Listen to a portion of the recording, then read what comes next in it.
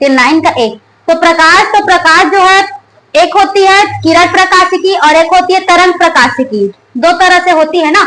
इसमें प्रकाश का जो रहता है इसका एक होगा किरण प्रकाशिकी और एक होता है तरंग प्रकाशिकी। डी ब्रॉगली समीकरण पढ़े हो ना आप लोग? तो डी ब्रॉगली समीकरण में क्या होती है? प्रकाश की द्वैत प्रकृति होती है, दो तरह से व्यवहार करती है, एक किरण की तरह मतलब किरण मतलब कण की तरह हो जाएगा, एक किरण प्रकाशिकी जिसमें कण की तरह व्यवहार करेगी,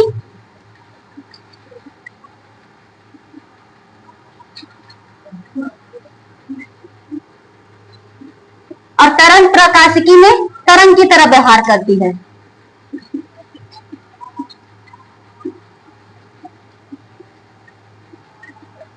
तो ये किरण प्रकाशिकी के अंतर्गत आता है कि प्रकाश सीधी रेखा पर गमन करती है। प्रकाश हमेशा कैसे गमन करती है? सीधी रेखा पर। क्योंकि जहां पर जैसे कि आप लोग पढ़े हो मोमबत्ती जल रहा है, उसके सामने में आप खड़ा हो जाओगे तो आपका छाया बनेगा, प्रकाश उससे गुजर कर नहीं जाएगी। ठीक है, तो प्रकाश सीधी रेखा पर गमन करती है।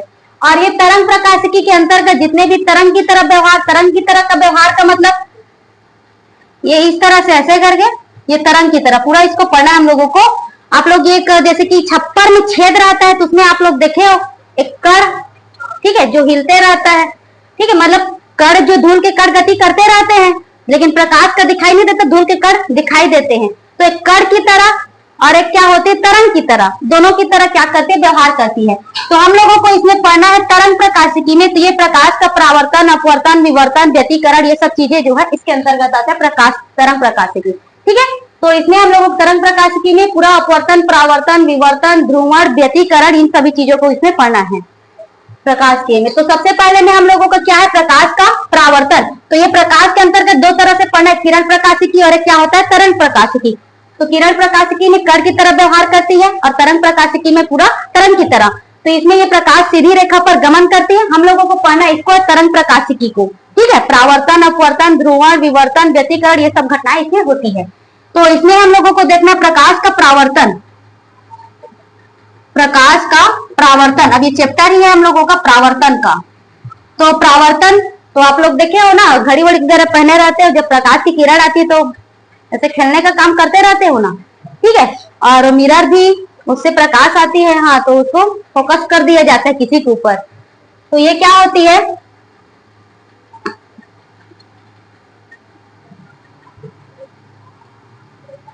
अब इसमें माध्यम को ये करना है, तो माध्यम सघन माध्यम और विरल माध्यम। तो सघन माध्यम और विरल माध्यम जैसे कि वायु है और पानी है, तो वायु और पानी सघन मतलब जिसके अणु पास पास हो वो सघन है, जिसके अणु दूर दूर हो क्या है? विरल है। तो अब इसमें माध्यम को देखना है हम लोगों को। यहाँ पर ये वायु है और ये क्या है? पानी है, और यहाँ पर क्या है? कांच है। तो इन दोनों में तुलना करेंगे तो ये कौन सघन कौन विरल? वायु क्या हो गया? विरल हो गया, वायु विरल, और पानी क्या हो गया? सघन हो गया। इन दोनों में तुलना करेंगे तो पानी क्या हो जाएगा? विरल हो जाएगा, और कांच क्या हो गया? सघन। आपको विरल और सघन वहां पर क्या माध्यम दिया वो डिपेंड करेगा। ठीक है, जैसे अब ये दोनों वायु और पानी की अपेक्षा में देखेंगे, दोनों की तुलना करेंगे तो वायु क्या हो गया? विरल हो गया, और पानी क्या हो गया? सघन हो गया। पानी और कांच की तुलना करेंगे तो पानी क्या हो जाएगा? विरल हो जाएगा, और कांच क्या होगा? सघन हो जाएगा। तो यहाँ पर माध्यम क्या दिया है उसको देखना है। ठीक है, कि वहां पर माध्यम क्या चीज है। तो प्रकाश का परावर्तन, तो जब प्रकाश किरण जो है क्या होती है? किसी माध्यम मतलब प्रकाश का जो परावर्तन होता है एक ही माध्यम में होती है, और अपवर्तन क्या होती है? दो माध्यम, मतलब एक माध्यम से दूसरे माध्यम में प्रवेश करती है, और परावर्तन क्या होती है? एक ही माध्यम में होती है।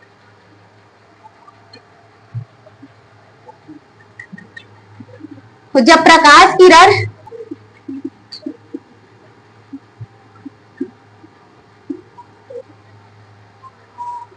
देखो, तो यहाँ पर क्या है? एक माध्यम, ये ऊपर का एक माध्यम है और ये नीचे का, ये डिवाइड कर रहा है ना दोनों पृष्ठ को। ठीक है, ये वाला पृष्ठ क्या कर रहा है? डिवाइड कर रहा है। तो यहाँ पर क्या हो रही है? कोई प्रकाश किरण यहाँ पर आ रही है। ठीक है, और ये चिकनी क्या है? सतह है। यहाँ पर इसको लिख लेते हैं एम और एल, ये क्या? चिकनी सतह है। तो जब प्रकाश किरण यहाँ पर आ रही है, P और Q, वो किरण क्या हो रही है? आ रही है। तो इस सतह से टकरा कर क्या होती है? वापस चली जाती है। ये Q R, ये किरण क्या हो रही है? आ रही है, और ये किरण क्या हो रही है? जा रही है। तो इसी देखो इसी माध्यम में आ रही है और इसी माध्यम से वापस क्या हो गई, वो टकराकर वापस चली गई। ठीक है, ये क्या है, परावर्तन है। तो जो किरण आ रही है वो आपतित किरण, जो आ रही है वो क्या है, आपतित किरण, और जो टकरा कर वापस जा रही है वो क्या है, परावर्तित किरण। जो किरण आ रही है वो क्या है, आपतित किरण, और जो टकरा कर वापस जा रही है वो क्या है, परावर्तित किरण। यहाँ पर जो ये क्या बनाएगा, ये हम लोगों का समतल तल है, और यहाँ पर ये इसमें अभिलंब, लंब का मतलब 90 अंश, तो यहाँ पर जो तल के साथ में ये 90 डिग्री का एंगल बन रहा है, ये क्या है, अभिलंब है। तो क्यू एस क्या बना हम लोगों का, अभिलंब बना। तो ये पी क्यू क्या है, आपतित किरण, और क्यू आर क्या हो गया, परावर्तित किरण। इसी पर आती है और इसी सतह से टकराकर वापस चली जाती है। जिस माध्यम दो, यहाँ पर ये सतह है जो दो माध्यम को डिवाइड कर रहा है। ठीक है, एक माध्यम ये है और एक माध्यम ये, तो यहाँ पर ये माध्यम फर्स्ट हो गया और ये माध्यम क्या है, सेकेंड है। तो ये इसी से वापस टकरा, यहाँ से आए जो टकरा कर क्या होती है, वापस चली जाती है। तो जो किरण आती है उसको क्या बोलते हैं, आपतित किरण, और टकरा कर वापस जाती है क्या कहलाती है, परावर्तित किरण। ठीक, तो ये क्या है, प्रकाश का परावर्तन। अब इसमें परावर्तन के क्या है, नियम है, परावर्तन के नियम।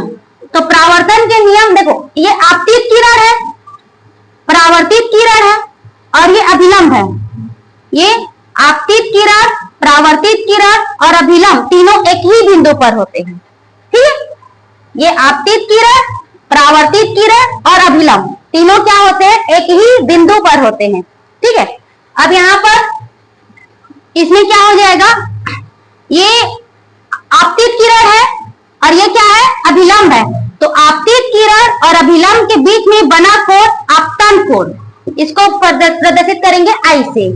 आपतित किरण और अभिलंब के बीच में बना कोण क्या है, आपतन कोण, किसे प्रदर्शित करेंगे, आई से।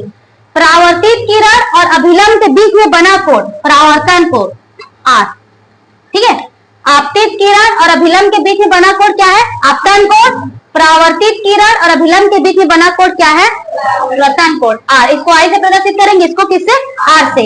इधर को मत लिखना ना, ये अभिलंब से और आपतित किरण के बीच में बना कोण है। ठीक, तो इसको क्या हो जाएगा, ये आई हो गया और ये क्या हो जाएगा, आर। आपतन कोण और परावर्तन कोण दोनों क्या होते हैं, बराबर होते हैं। ठीक है, जैसे 40 डिग्री के एंगल पर आपतित हो रही है, तो 40 डिग्री के एंगल से क्या होगी, परावर्तित होगी। ये क्या है, परावर्तन के नियम, कोई दो नियम को लिखना रहता है। तो यहाँ पर क्या क्या हो गया, ये आप जो प्रकाश किरण आ रही है सतह से टकराने के लिए, वो क्या है, आपतित किरण, टकरा कर वापस जा रही है तो क्या हो जाएगा, वो परावर्तित किरण।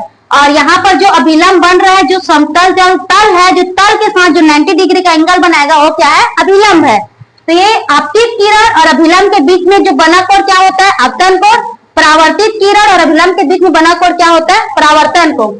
आपतन कोण को किससे प्रदर्शित किए, आई से, परावर्तन कोण को आर से। आपतन कोण और परावर्तन कोण क्या होती है, बराबर होती है। ठीक, तो ये इसे क्या हो गया, नियम हो गए। तो यहाँ पर चलो लिखो इसको,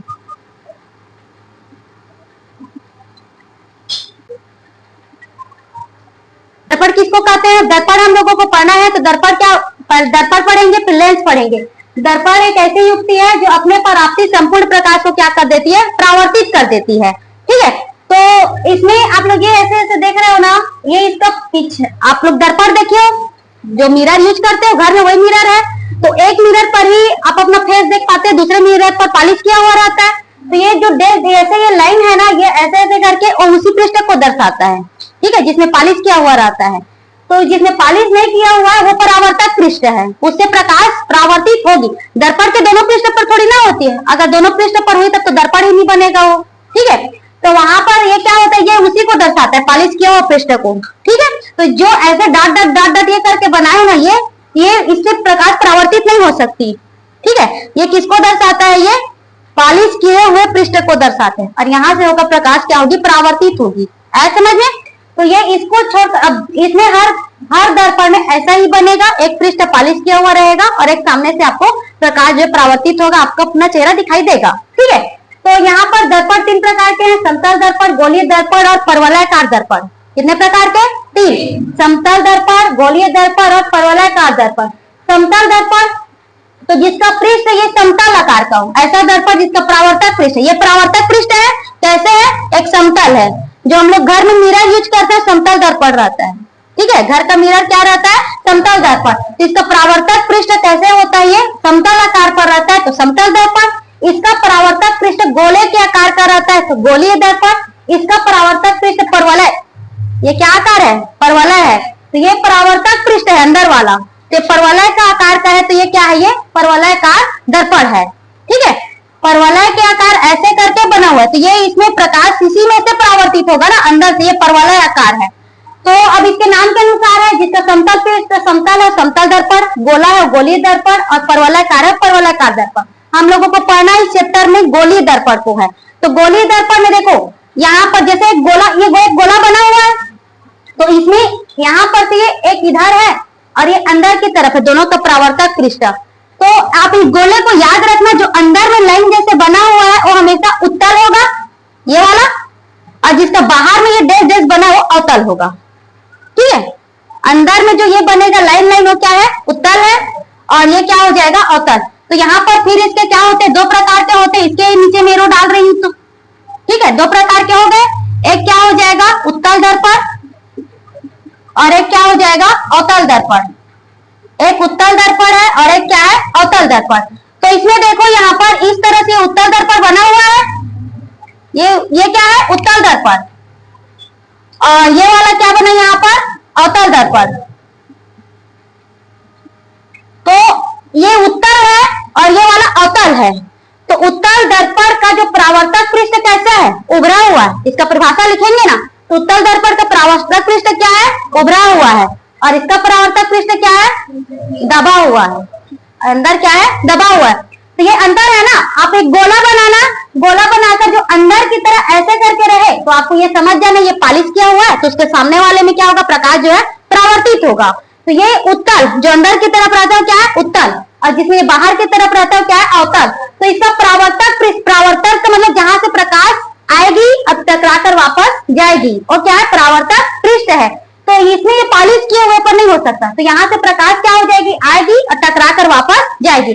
तो उत्तल दर्पण का परावर्तक पृष्ठ कैसे है, उभरा हुआ, और अवतल दर्पण का क्या है, दबा हुआ। ऐसे समझ में, उत्तल दर्पण हम लोगों को इसी को ही पढ़ना है, पूरा गोलीय दर्पण को ही पढ़ते जाना है। ठीक है, ये तो प्रकार में इसका आ गया, लेकिन ये इसके बारे में पढ़ना, उत्तल दर्पण और अवतल दर्पण। तो उत्तल दर्पण का पृष्ठ कैसे है, उभरा हुआ, और अवतल दर्पण का कैसे है, दबा हुआ। ऐसे समझ में, चलो नोट करो।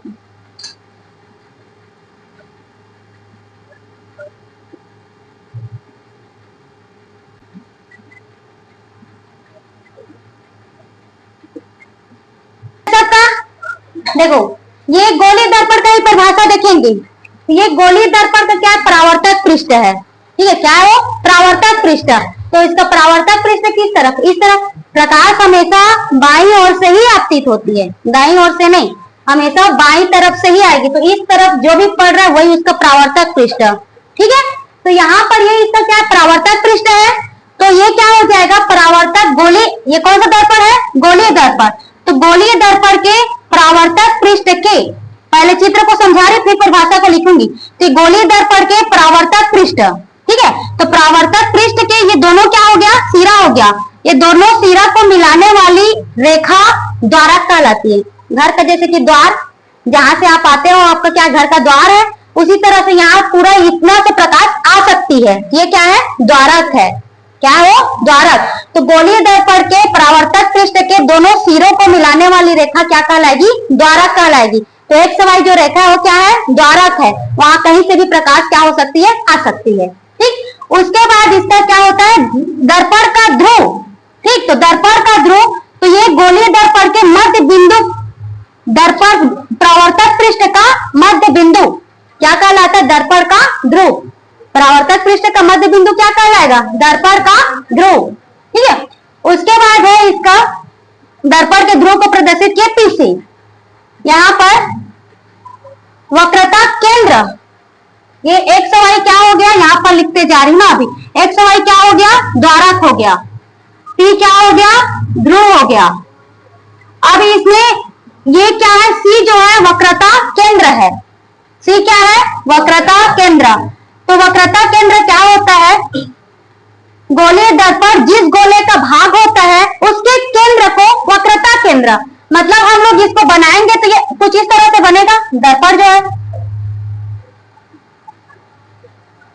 ऐसे करके गोला बनेगा ना, ठीक है, गोला बनेगा तो उसका जो केंद्र रहेगा वही क्या है, उसका वक्रता केंद्र।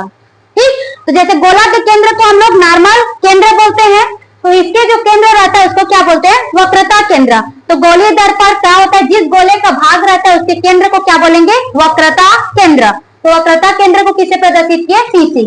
उसके बाद है वक्रता त्रिज्या। तो सीपी क्या है, वक्रता त्रिज्या है। वक्रता त्रिज्या, तो ये ध्रुव और केंद्र को मिलाने वाली रेखा, ध्रुव और केंद्र के बीच की दूरी, ठीक है, ध्रुव और केंद्र के बीच की दूरी क्या त्रिज्या। यहाँ हम लोग इसको इस तरीके से परिभाषा लिखेंगे, गोलीय दर्पण जिस गोले का भाग रहता है उसकी त्रिज्या को वक्रता त्रिज्या कहते हैं। ठीक है, क्या है वो, वक्रता त्रिज्या। सीपी क्या हो गया, वक्रता त्रिज्या। अब उसके बाद है मुख्य अक्ष। तो ये यहां तक कि ना सीपी बस ये क्या है, त्रिज्या है, और ये पूरा ये मिलाने वाली रेखा क्या है, मुख्य अक्ष है। ध्रुव से वक्रता केंद्र को मिलाने वाली रेखा वो क्या है, मुख्य अक्ष। ठीक है, तो यहाँ पर ये क्या हो जाएगा, ये वाला पूरा मुख्य अक्ष है, पूरा क्या है वो, मुख्य अक्ष। ध्रुव से वक्रता केंद्र को मिलाने वाली रेखा वो क्या, मुख्य अक्ष। और ये ध्रुव से वक्रता केंद्र की दूरी जो है क्या है, वो त्रिज्या है। या उसको दोनों तरीके से परिभाषा लिख सकते हैं कि ये गोली दर्पण जिस गोले का भाग रहता है उसके केंद्र को वक्रता केंद्र, त्रिज्या वक्रता त्रिज्या, और ये ध्रुव और केंद्र को मिलाने वाली रेखा क्या कहलाएगी, मुख्य अक्ष। ठीक, उसके बाद है फोकस। तो दर्पण इस तरफ है, मतलब ये इस गोले का है ऐसे करके, तो इसका जो फोकस है इस तरफ रहेगा। फोकस मतलब जहां पर प्रकाश केंद्रित होती है वो क्या है, फोकस है। एक बिंदु पर प्रकाश क्या होती है, केंद्रित होती, परावर्तित होकर, तो फोकस है। और जो दर्पण इस तरह, इसका परावर्तक पृष्ठ, तो यहाँ पर ये इधर ही से तो प्रकाश आएगी आने को, लेकिन उसका जो फोकस है कहाँ रहेगा, इस तरफ रहेगा, क्योंकि ये इस ऐसे बन रहा है। और गोला देखना, गोला कैसे बन रहा है, उसका डिजाइन कैसे है, ये इसका मुंह इस तरफ है तो इसका फोकस इस तरफ रहेगा, इसका फोकस इस तरफ रहेगा, और परावर्तक पृष्ठ हमेशा इसी तरफ ही रहेगा, क्योंकि प्रकाश हमेशा कैसे आपतित होती है, बाईं ओर से ही आपतित होती है। तो इतना को पहले लिखा रही, फोकस तल है, फोकस दूरी है, बहुत सारी चीज है। तो यहाँ पर एक सवाल क्या है, द्वारक है। द्वारक क्या हो गया, द्वारक क्या हुआ, गोलीय दर्पण के परावर्तक पृष्ठ के दोनों सिरों को मिलाने वाली रेखा द्वारक है। ठीक, ध्रुव क्या हो गया, गोलीय दर्पण के परावर्तक पृष्ठ का मध्य बिंदु क्या है, ध्रुव है। ध्रुव को किससे प्रदर्शित करेंगे, P से। वक्रता केंद्र क्या हो गया, गोलीय दर्पण जिस गोले का भाग होता है उसके केंद्र को वक्रता केंद्र, जिस गोले का बना है उसका केंद्र क्या कहलाएगा, वक्रता केंद्र, और उसकी त्रिज्या क्या कहलाएगी, वक्रता त्रिज्या। अब ये मुख्य अक्ष, तो ये क्या हो जाएगा, ध्रुव और वक्रता केंद्र को मिलाने वाली रेखा। रेखा तो पूरा रेखा की बात हो रही है, त्रिज्या तो सिर्फ इतना की बात हो रही है। ठीक है, तो मुख्य अक्ष से मिलाने वाली पूरा रेखा ही मुख्य अक्ष है। अब इसमें फोकस है, फोकस तल है, उसको भी ये करेंगे। इतना आगे समझ। यहाँ पर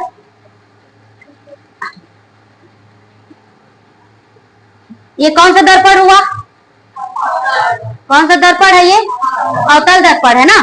तो अवतल दर्पण है, और ये वाला क्या दर्शाता है, पालिश लगा हुआ पृष्ठ को। ठीक है, और ये क्या है, परावर्तक पृष्ठ। हमेशा जो बाईं तरफ रहेगा वो क्या होगा, परावर्तक पृष्ठ, क्योंकि सूर्य की किरण हमेशा किस ओर आपतित होती है, बाईं ओर। ये एक्स और वाई, ये क्या कहलाता है, इसका द्वारक। पूरा प्रकाश, ये परावर्तक पृष्ठ है, तो परावर्तक पृष्ठ के दोनों सिरों को मिलाने वाली रेखा क्या कहलाएगी, द्वारक। तो एक्स वाई क्या है, द्वारक है। परावर्तक पृष्ठ का जो मध्य बिंदु होता है वो क्या है, ध्रुव है। मध्य बिंदु को क्या बोलेंगे, ध्रुव। अब यहाँ पर इसमें केंद्र, तो इसको हम लोग इसको कंप्लीट करेंगे तो ये इस तरह से बनेगा, ऐसे करके। ठीक, तो इसका जो केंद्र होगा, मतलब एक गोलीय दर्पण जिस गोले का भाग है उसका जो केंद्र रहता है वो क्या है, वक्रता केंद्र। गोले का ही केंद्र ही इसका क्या कहलाएगा, वक्रता केंद्र। वक्रता केंद्र किसे प्रदर्शित करते हैं, C से। और इसकी त्रिज्या क्या कहलाती है, वक्रता त्रिज्या। ठीक है, और गोले का ही त्रिज्या उसकी क्या कहलाएगी, वक्रता त्रिज्या। ये R हो गया। मुख्य अक्ष, ये क्या है, ध्रुव है, ये क्या है, केंद्र है। तो ध्रुव से केंद्र को मिलाने वाली रेखा क्या कहलाती है, मुख्य अक्ष। ध्रुव से केंद्र को मिलाने वाली रेखा क्या कहलाएगी, मुख्य अक्ष। उसके बाद इतना ही तक पढ़े थे ना। अब उसके बाद देखो, फोकस दूरी। तो यहाँ पर जो प्रकाश किरण जो दर्पण पर आपतित होती है तो उसको क्या करेगा, दर्पण परावर्तित करता है। तो परावर्तित करता है तो जिस बिंदु पर परावर्तित करता है वो जिस जगह पर फोकस करता है, एक जगह पर वो फोकस बिंदु होता है। ठीक है, जितना जो प्रकाश है एक जगह पर उसको क्या कर देता है, फोकस करता है, तो क्या कहलाएगा, फोकस। तो यहाँ पर इसमें क्या होगा, ये इस तरह से है ना, तो ये हम लोगों का दर्पण जो है ऐसे इस गोले का भाग है। ठीक है, अगर दर्पण इस तरह से रहा तो ये कौन सा दर्पण हुआ, कौन सा दर्पण है, ये उत्तल। ये कौन सा दर्पण है, अवतल दर्पण। और ये कौन सा है, उत्तल। ये अंदर जो दबा हुआ है ऐसे करके वो अवतल है और उभरा हुआ है वो क्या है, उत्तल है। तो ये इस तरफ इसका गोले का भाग है, तो इसका जो फोकस रहेगा वो इस तरफ आएगा एफ करके। ठीक है, क्योंकि इसकी सभी चीज वक्रता केंद्र वक्रता त्रिज्या जिस तरफ रहेगी उसी तरफ उसका क्या होगा, फोकस होगा। इसका फोकस क्या हो जाएगा, इधर होगा। ठीक, फोकस को इधर मत करना ना, बाकी सभी चीजें मतलब यहाँ पर इसका फोकस क्या होगा, उस तरफ होगा ना। ये इसका फोकस इस तरफ होगा और इसका उस तरफ, मतलब जिस तरफ इसका वक्रता केंद्र त्रिज्या वगैरह है उस तरफ उसका क्या होगा, फोकस होगा। दोनों का प्रतिबिंब क्या बनेगा, अलग अलग बनेगा इसकी स्थिति के वजह से। तो ये क्या हो जाएगा, किसी दर्पण के मुख्य फोकस तथा ध्रुव के बीच फोकस दूरी। अब ये फोकस तो ये हो गया जहां पर प्रकाश को क्या कर रहे, केंद्रित कर रहे हो, क्या है, फोकस है। ये क्या है, ये यहाँ पर क्या हो गया, ध्रुव है, और मान लेते हैं यहाँ पर क्या है, फोकस है। तो ये ध्रुव और फोकस के बीच की दूरी क्या कहलाएगी, फोकस दूरी। ध्रुव और फोकस के बीच की दूरी क्या कहलाएगी, फोकस दूरी। फोकस दूरी को प्रदर्शित करेंगे एफ से, इसे प्रदर्शित करेंगे एफ से। उसके बाद है फोकस समतल, तो दर्पण के मुख्य अक्ष के लंबवत तथा फोकस से गुजरने वाली काल्पनिक रेखा। तो ये दर्पण का ये क्या है, मुख्य अक्ष है। ये दर्पण का क्या हो गया, मुख्य अक्ष, और ये क्या हो गया, फोकस है। तो इससे गुजरने वाली ये काल्पनिक रेखा। ठीक है, ये पूरा मतलब ये समतल, ये क्या कहलाएगा, फोकस तल। ये क्या हो गया, मुख्य अक्ष, और ये फोकस है, तो इससे गुजरने वाला जो भी तल रहेगा ऐसे करके ये क्या कहलाएगा, फोकस समतल या फोकस तल कहलाता है। ये मुख्य अक्ष हुआ, ये बिंदु क्या है, फोकस है, इससे लंबवत जितना भी तल गुजरेगा वो क्या कहलाएगा, फोकस तल। ठीक, दर्पण द्वारा प्रतिबिंब का निर्माण, गोलीय दर्पण द्वारा प्रतिबिंब का निर्माण है जब कोई प्रकाश किरण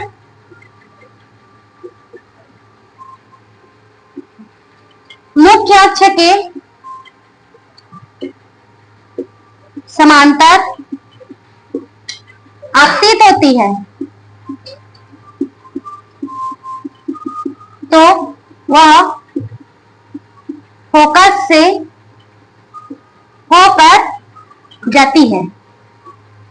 जब कोई प्रकाश किरण मुख्य अक्ष के समांतर आपतित होती है तो कहां से होकर जाती है, फोकस से। तो इधर ध्यान देना, ये कौन सा दर्पण, अवतल, और ये कौन सा दर्पण, उत्तल दर्पण।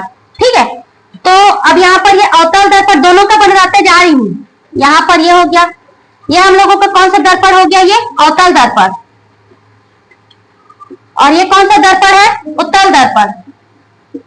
तो जो प्रकाश किरण जो है मुख्य अक्ष के समांतर आपतित हो रही है तो कहां से होकर जाएगी, फोकस से।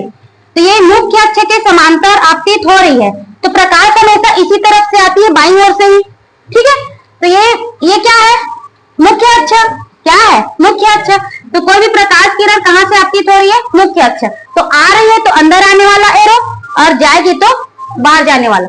तो ये कहां से, इसका फोकस जो है यहाँ पर है, तो ये कहां से, ये क्या है, इस तरफ होगा इसका गोला, तो फोकस क्या बनेगा, इस तरफ बनेगा। तो ये क्या होगी, परावर्तित होकर कहां से होकर जाती है, फोकस से। जो प्रकाश किरण मुख्य अक्ष के समांतर आपतित होती है, परावर्तित होकर कहां से जाएगी, फोकस से जाएगी। परावर्तन पढ़ रहे हैं, उसी से टकरा कर वापस लौट जाएगी। ठीक, ये परावर्तन का नियम है, जिस सतह पर, जिस माध्यम पर आपतित होती है उसी से टकरा कर क्या होती है, वापस वो लौट जाती है। तो जो मुख्य अक्ष के समांतर आपतित हो रही है कहां से होकर जाएगी, फोकस से होकर जाएगी। ठीक है, अब इसमें देखो, अब यहाँ पर प्रकाश किरण, इसका फोकस क्या है, इस तरफ है, तो प्रकाश किरण कहां पर आपतित हो रही है, मुख्य अक्ष के समांतर। अब ये कैसे लौटेगी, तो ये पहले क्या हो जाएगी, ये इस तरह से होगी, ये ऐसे कर, ठीक है, यहां से जाएगी, फोकस से बाहर निकलेगी। ठीक, अब ये ऐसे जा रही मतलब तो अंदर चली गई ना, लेकिन ये परावर्तन है, उससे टकरा कर क्या उसको बाहर निकलना है। इसका फोकस कहाँ, इस तरफ है, तो ये इस तरह से बाहर निकलती है, ठीक है। और ये वाला ऐसे करके मतलब ये इसका ऐसे ये बाहर निकलेगा, और ये वाले का क्या हो जाएगा, ये जा रही कोई भी जाए मुख्य अक्ष के समांतर कहां से होकर जाएगी, ये फोकस से होकर जाएगी। तो अवतल दर्पण, अब यहाँ पर एक क्वेश्चन बन सकता है, ठीक है, लेंस में भी बनता है, ये जस्ट उल्टा होता है लेंस इसका। अवतल दर्पण प्रकाश को केंद्रित कर रही है कि फैला रही है?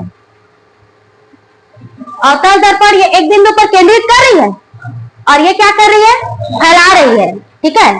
तो ये क्या है, इसको फैला रही है, उसको बोलते हैं अपसारी। क्या बोलेंगे, अपसारी। और जो केंद्रित कर रही हो अभिसारी, ठीक है। तो यहाँ पर ये इसे अवतल दर्पण प्रकाश के एक बिंदु पर क्या कर रही है, केंद्रित कर रही है, और उत्तल दर्पण उसको क्या कर रही है, फैला रही है। तो जो प्रकाश किरण मुख्य अक्ष के समांतर आपतित होती है, कहां से होकर जाती है, फोकस से। आए समझ में? तो इसका फोकस अंदर है, तो ये इस तरह से क्या हो जाएगी, बाहर निकलेगी, तो पूरा प्रकाश को क्या करेगा, फैला देगा। और ये जितना भी है सब कहां पर जाकर केंद्रित हो रहा है, फोकस पर। जो भी मुख्य अक्ष के समांतर आपतित होगी कहां से होकर जाएगी, फोकस से होकर जाएगी। तो फोकस को वहां पर क्या कर देगा, केंद्रित कर देगा। आए समझ में? दूसरा इसका जस्ट उल्टा होगा, जब कोई प्रकाश किरण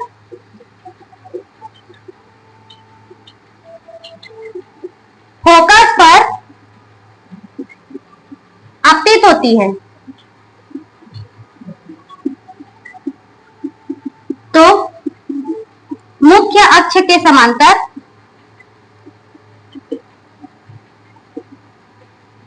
परावर्तित हो जाती है, वापस लौट जाती है, कुछ भी लिख सकते हैं ना, मुख्य अक्ष के समांतर परावर्तित हो जाती है।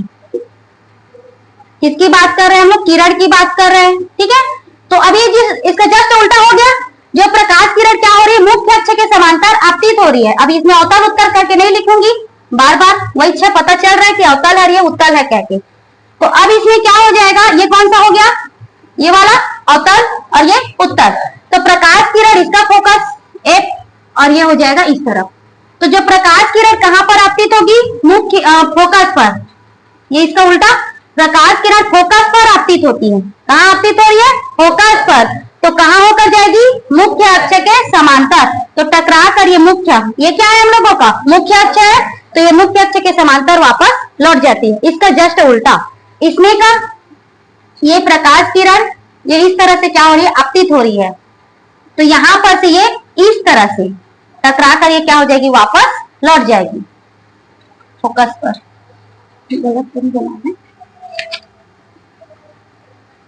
ठीक है, ये इस तरफ से आपतित हो रही है, तो ये जहां पर ये टकराएगी, ये परावर्तक पृष्ठ है, उसी से टकराकर वापस होती है। तो परावर्तक पृष्ठ पर यहाँ पर टकरा रही है, तो इसी से टकराकर वापस हो जाएगी। अवतल दर्पण का बढ़िया बनते जाएगा, कोई दिक्कत नहीं होगा। उत्तल दर्पण का थोड़ा सा दिक्कत होगा, क्योंकि उसका जो फोकस है वो अंदर पर है, ठीक है। नियम तो वही है, लेकिन डायग्राम में उसमें चेंज है, तो उसमें अंतर होते जाएगा, ठीक। तो ये दूसरा नियम हो गया कि जो प्रकाश किरण फोकस पर आपतित होती है, कहां से होकर जाती है, मुख्य अक्ष के समांतर। तीसरा देखो, आया समझ में? तीसरा है, जब कोई प्रकाश किरण वक्रता केंद्र पर आपतित होती है, तो वापस वक्रता केंद्र से